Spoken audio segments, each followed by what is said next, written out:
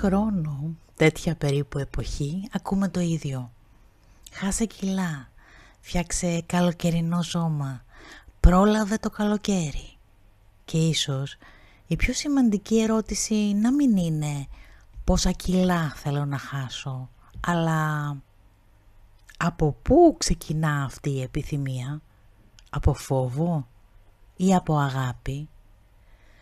Γιατί μπορείς να γυμναστείς επειδή νιώθεις ότι δεν είσαι αρκετή και μπορείς να γυμναστείς επειδή αγαπάς το σώμα σου. Η πράξη είναι η ίδια. Η αφετηρία αλλάζει τα πάντα. Οπότε σήμερα αναρωτήσου, ό,τι κάνω για τον εαυτό μου το κάνω από αγάπη ή από φόβο?